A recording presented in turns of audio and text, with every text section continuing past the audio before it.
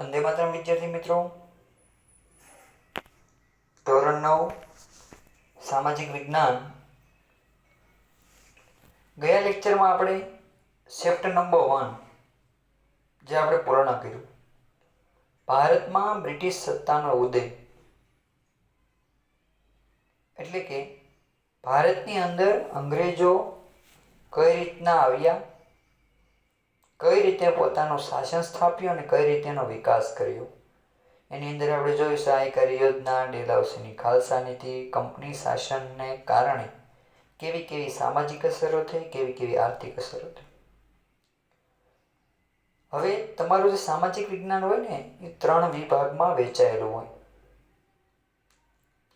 તેમાં 3 વિભાગમાં પહેલો હોય ઇતિહાસ, બીજો વિભાગ હોય નાગરિકત્વ અને ત્રીજો હોય ભૂગોળ. એમાંથી આપણે ઇતિહાસનો પહેલો પાઠ જોયો, ભારતમાં બ્રિટિશ સત્તાનો ઉદય. નાગરિકત્વનો આ ચેપ્ટર પછી એક પાઠ જોઈશું અને આજે જોઈએ ભૂગોળનો ચેપ્ટર નંબર 13.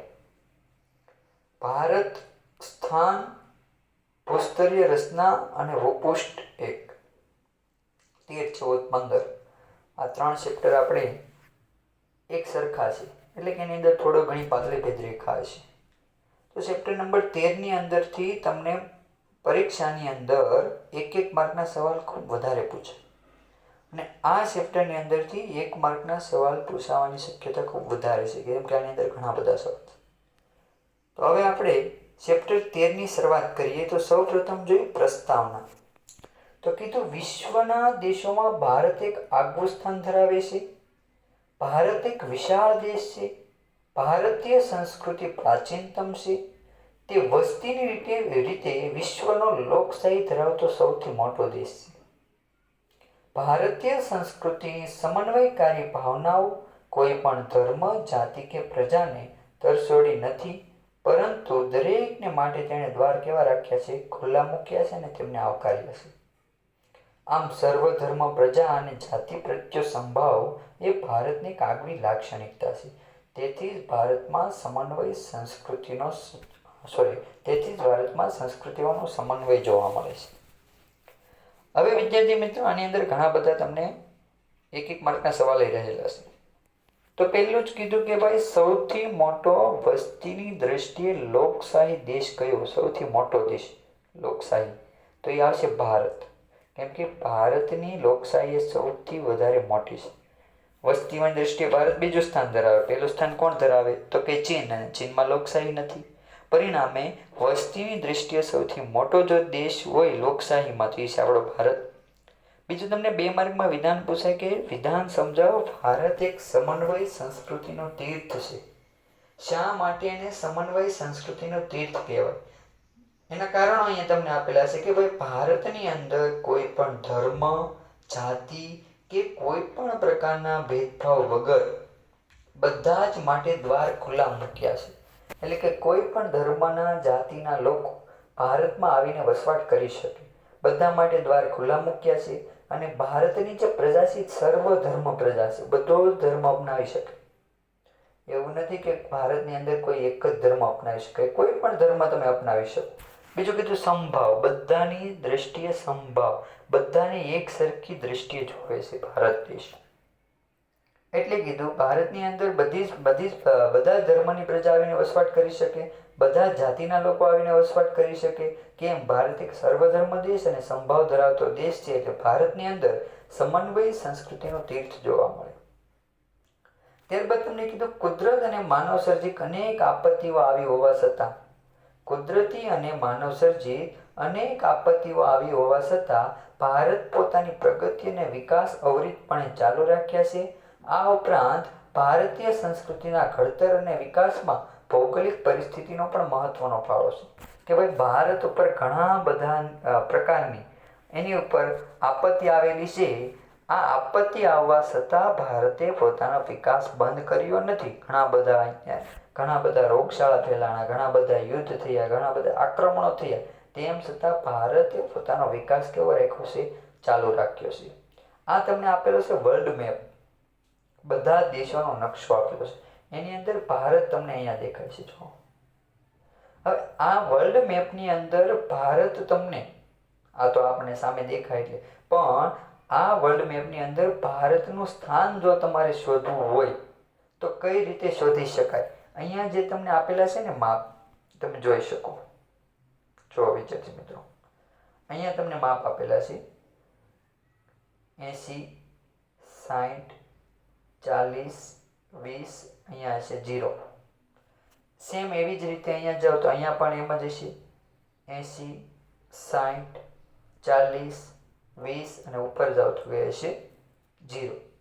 અહીંથી ઉપર ચડો તો એમ હશે 20, 40, 60 અને 80. હવે આ માપ છે વર્લ્ડ મેપની અંદર આપેલા નથી, માત્ર આપણને કોઈ પણ દેશનું માપ યાદ હોય તો એ દેશને તમે સરળતાથી શોધી શકો એટલા માટે આપેલા છે. તો અહીં તમે નીચે જાઓ એટલે તમને કીધેલું છે ભારતનું સ્થાન અને કદ. તો જોઈ અહીંયા કીધું ભૌગોલિક દૃષ્ટિએ ભારત એ ઉત્તર ગોળાર્ધમાં આવેલો દેશ છે. તમે પૃથ્વીની અંદર જોયેલું ઉત્તર ગોળાર્ધ, દક્ષિણ ગોળાર્ધ, આ તમે માહિતી મેળવેલી. તો કીધું અહીંયા ભૌગોલિક દૃષ્ટિએ ભારત એક ઉત્તર ગોળાર્ધમાં આવેલો દેશ છે. તે એશિયા ખંડના દક્ષિણ ભાગમાં વિસ્તરેલો છે. તમે જોઈ શકો વર્લ્ડ મેપની અંદર એશિયા ખંડના દક્ષિણ ભાગમાં જો કોઈ વિસ્તરેલો દેશ હોય તે કયો છે? ભારત. અહીંયા જો આ એશિયા ખંડ અને નીચેની બાજુ તો આપણે ખબર દક્ષિણ ભાગ, તો દક્ષિણ ભાગમાં વિસ્તરેલો દેશ છે.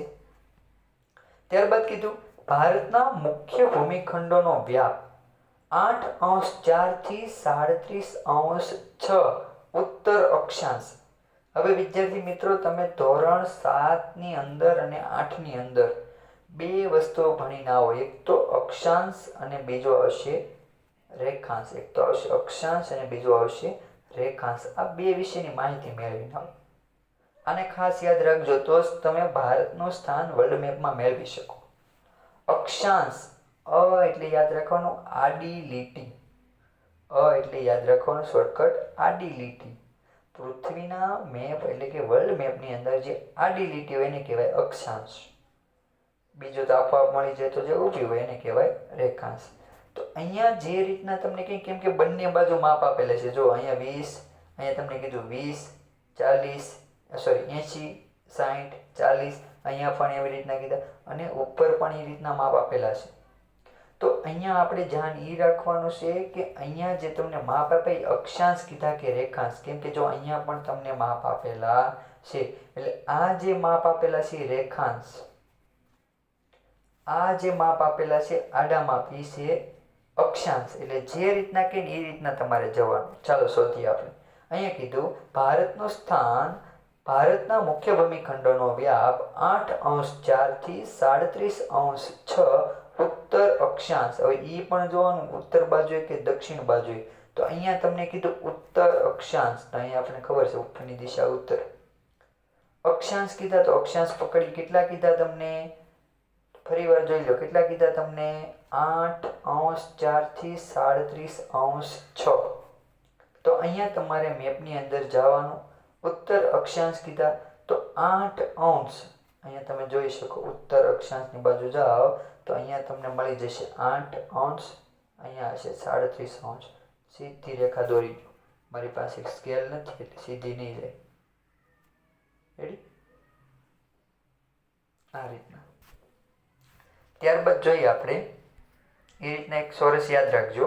ત્યારબાદ જોઈ અક્ષાંશ વૃત્ત અને 68°7 થી 97°25 પૂર્વ રેખાંશ. કેટલા કીધા? 68°7 થી 97°25 પૂર્વ રેખાંશ. હવે તમારે અહીંયા જવાનું, અહીંથી તમારે માપ મેળવવાનું. આ જે તમને માપ અહીં કીધેલું છે, તમને નીચે કેટલા કીધેલા છે જોઈ શકો તમે. 68°7, 68°7, અહીંયા આપણે 68 આવેલા હશે. જો વિદ્યાર્થી મિત્રો, હું તમને મોટું કરીને બતાવી દઉં. 60, અહીંયા 60 આપ્યા. મિનિમમ અહીંયા જોવો તો કેટલા હશે? 68. રેડી? તો અહીંયા 68 અને બીજું કીધું 97, એટલે કે અહીં વચ્ચે 97. રેડી? 100 ની નજીક 97. એટલે આ બંને રેખા તમે કરશો એટલે શું મળશે તમને બીજુંમાં? જેમ કે આ હું કરી શકું અહીંથી 68. બોર્ડ નથી વિદ્યાર્થી મિત્રો, આપણે ઓનલાઈન અભ્યાસક્રમ કરી એટલે થોડી ઘણી તકલીફો તમને પણ રહેશે. હવે વિદ્યાર્થી મિત્રો જો આ રીતના આપણે પહેલું ચોરસ કર્યું હતું 68°થી 97°, પછી 8°થી 37°. આ વચ્ચેનો જે દેશ મળે કયો દેશ છે? આપણો ભારત દેશ. એટલે અહીંયા તમારે યાદ રાખવાનું છે માત્ર અંતર. પરીક્ષામાં તમને મેપ નહીં આપે કે આમાં ભારતનો શોધો, માત્ર એમ કહેશે વ્યાપ જણાવો, તો તમારે કહેવાનું ભારતનો વ્યાપ કીધો તો 8°4થી 37°6 ઉત્તર અક્ષાંશ અને 68°7થી 97°25 પૂર્વ રેખાંશ વચ્ચે આવેલો દેશ છે આપણો ભારત દેશ છે. ત્યારબાદ તમને કીધું ભારતની મધ્યમાંથી કયું વૃત્ત પસાર થાય?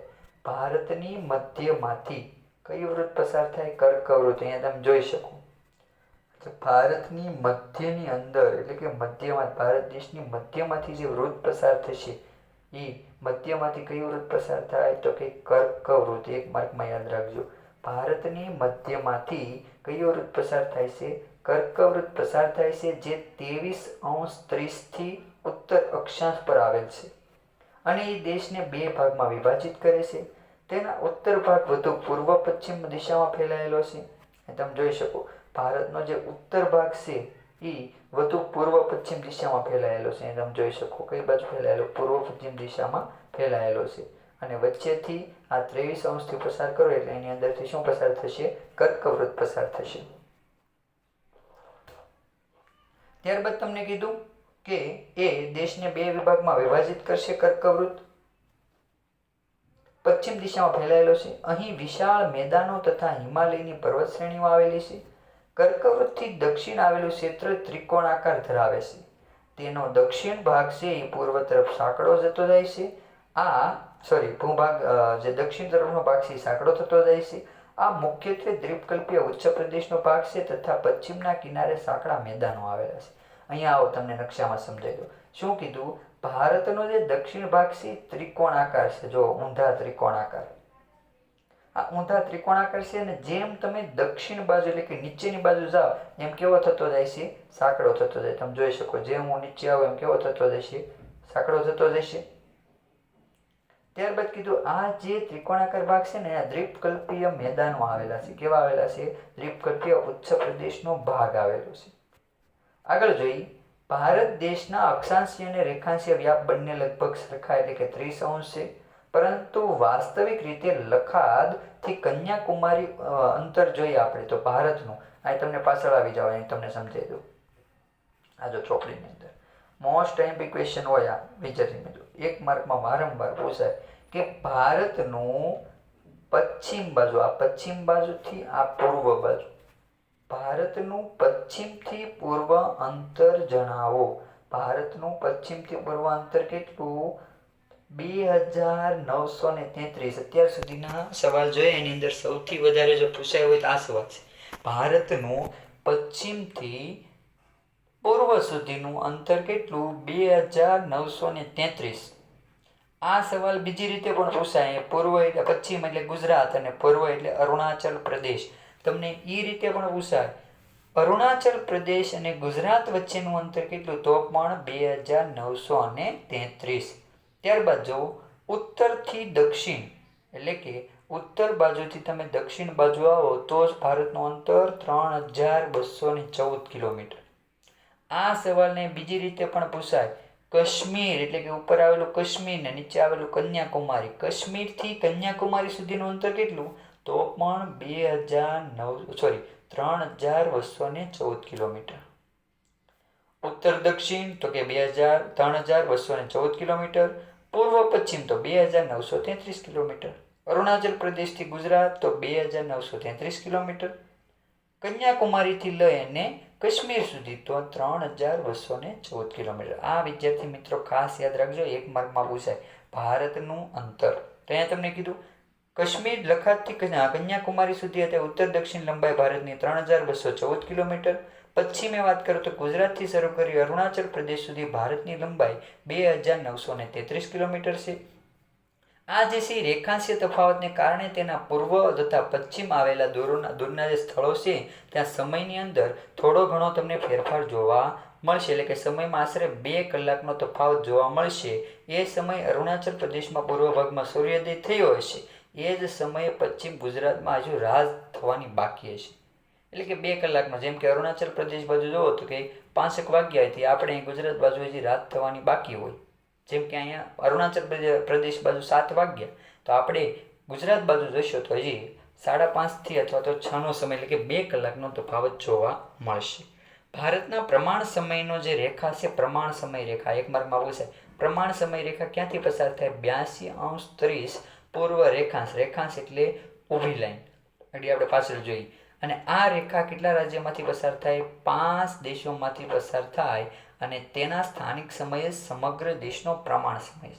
અહીંયા જો કેટલા કીધા? 82°30.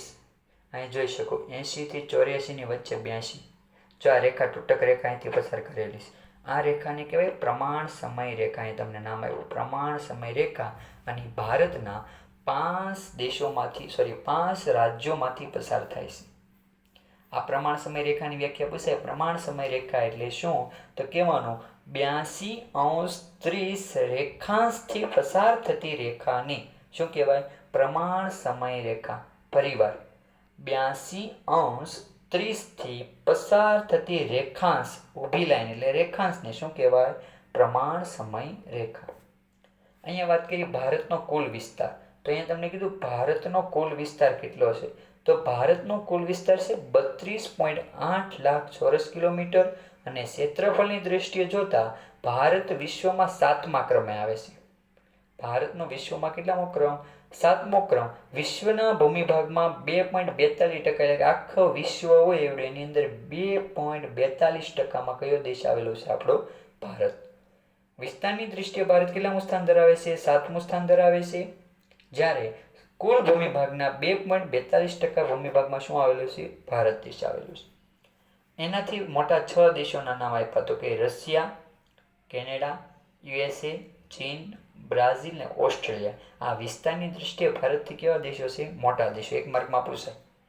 ભારતની વિસ્તારની દ્રષ્ટિએ મોટા દેશોના નામ આપો, અથવા તો ખરા ખોટામાં પૂછાય કે ભાઈ રશિયા એ પ્રથમ ક્રમ વિસ્તારની દ્રષ્ટિએ પ્રથમ નંબરે આવતો દેશ છે. ખરું. ભારત કરતાં 7 દેશ મોટા છે, તો ખોટું. ભારત કરતાં વિસ્તારની દ્રષ્ટિએ 6 દેશ મોટા છે. ભારત છે કેટલામા ક્રમે આવે? 7મા ક્રમે આવે છે. અહીંયા તમને કીધું ભારતનો ભૂમિભાગ એશિયા ખંડથી દક્ષિણ તરફ આવેલો છે. તેની ઉત્તરમાં જો તો શું આવેલો છે? ઉચ્ચ પર્વત શ્રેણીઓ સેંકડો કિલોમીટર સુધી લંબાઈ ધરાવે છે. પશ્ચિમથી પૂર્વ દિશામાં પથરાયેલી છે. તેના કારણે તિબ્બત અને ચીન વચ્ચે આવન જાવન કેવળ ઊંચાઈ આવેલા પર્વત ઘાટ મારફતે શક્ય બને. હવે ઉત્તર બાજુ તો મોટે ભાગે શું આવે? પર્વત શ્રેણીઓ આવી છે. અને પર્વત શ્રેણીઓની ઊંચાઈ હોવાના કારણે જ્યારે ચીન અને તિબ્બત છે એની વચ્ચે જ્યારે અંતર હોય, એટલે કે અવન જવન કરવી હોય, તો મોટે ભાગે ઊંચાઈવાળા પ્રદેશોમાંથી જ કરવી પડે. દક્ષિણમાં ભારતીય દ્વીપકલ્પીય, પૂર્વ બંગાળાની ખાડી, પશ્ચિમમાં અરબ સાગર તથા હિન્દ મહાસાગર આવેલા છે. આ સમુદ્રના જળમાર્ગ તરીકે ઉપયોગ થાય છે. જમીન માર્ગે પર્વતીય અવરોધોને કારણે ઘેરાયેલો હોવા છતાં ભારત બહારથી આગમન થયેલા સંસ્કૃતિના તત્વોએ સ્વીકાર્યા છે અને તેઓ ભારતીય સમાજમાં ભળી ગયા છે.